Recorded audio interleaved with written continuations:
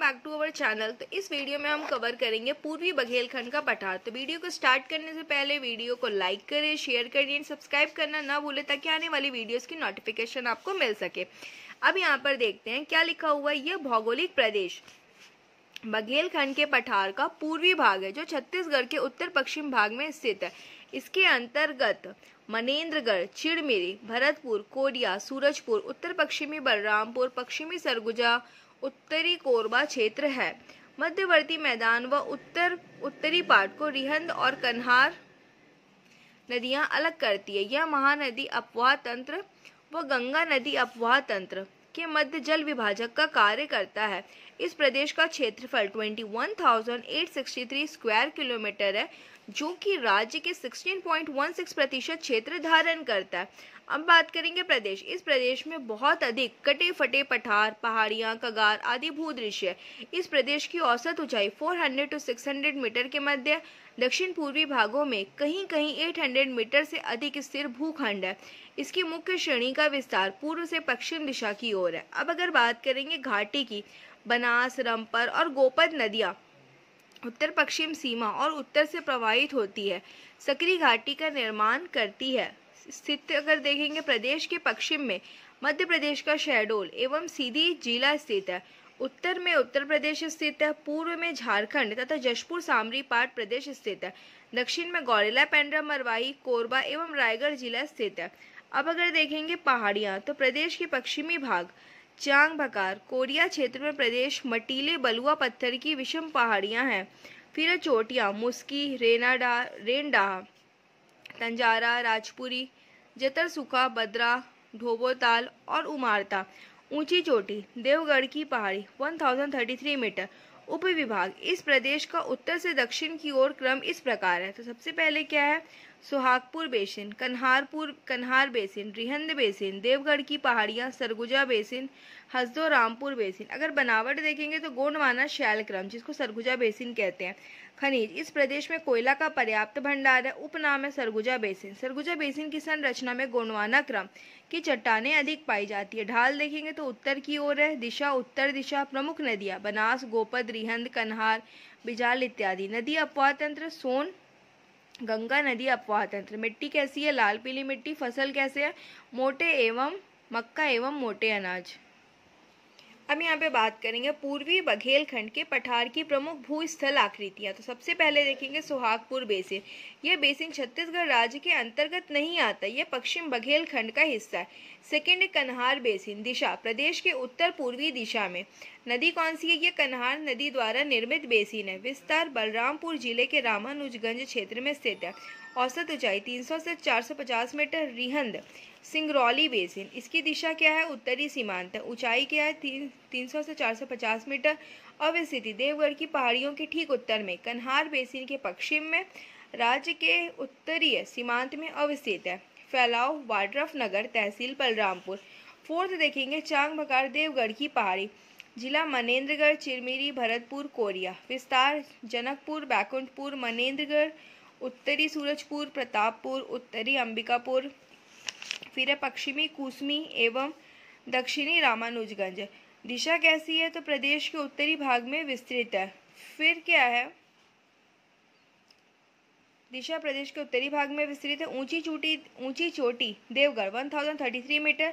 प्रमुख शिखर तो मुस्की पहाड़, सोनहट पहाड़। बिजली अन्य उच्च भाग तो बिजली मैना पहाड़, दियागढ़ पहाड़, जोग पहाड़, बार पहाड़। फैलाव देखेंगे तो छोटी बड़ी 3 समांतर श्रेणियों में फैली हुई है। औसत ऊंचाई 600 से 1000 मीटर।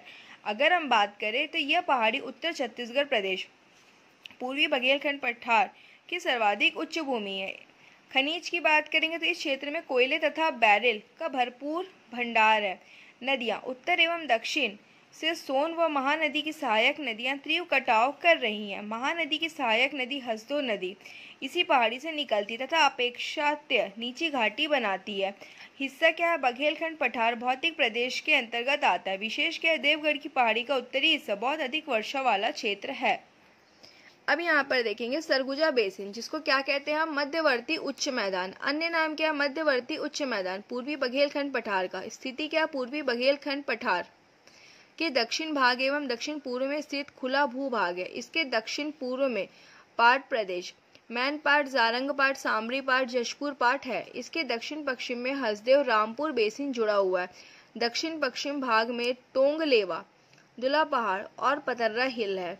इसके उत्तर में चीरवेन तथा हराई पहाड़ी है। इसके मध्य से रेहड़ और गुंगाटा नदी दक्षिण से उत्तर की ओर प्रवाहित होती है। नदियों के कटाव के कारण इस क्षेत्र में कटी हुई पहाड़ियां, घाटियां और स्पर मिलते हैं।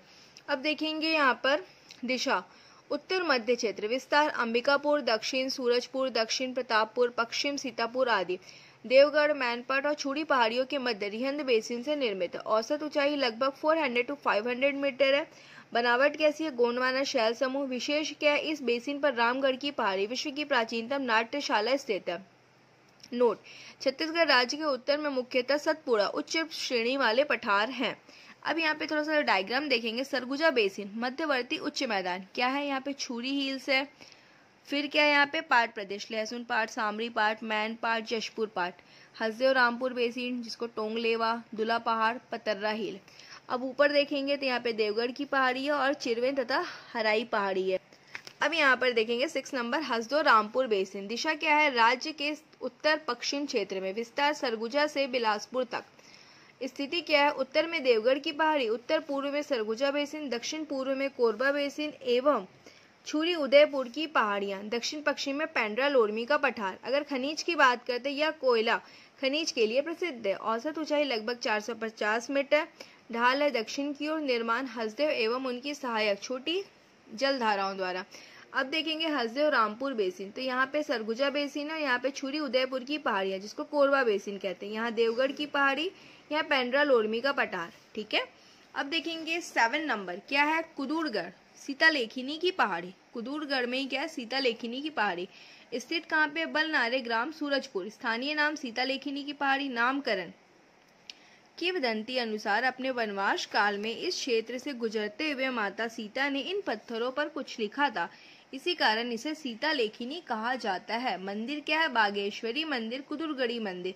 मेला कुदूरगढ़ का मेला रामनवमी के अवसर पर। शैलाश्रय वर्तमान में यहाँ से 4 शैलाश्रय प्राप्त हुए हैं।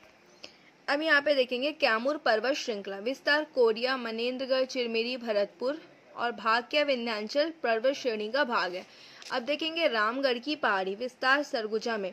भाग सतपुरा पर्वत, गुफा सीता बेंगरा, जोगीमारा, लक्ष्मण बेंगरा। खोज करता है। इन गुफाओं की खोज 1848 में कर्नल आउसले के द्वारा किया गया। जर्मन डॉक्टर ब्लांस ने इसे 1904 में आर्कियोलॉजिकल सर्वे की रिपोर्ट का प्रकाशित करवाया।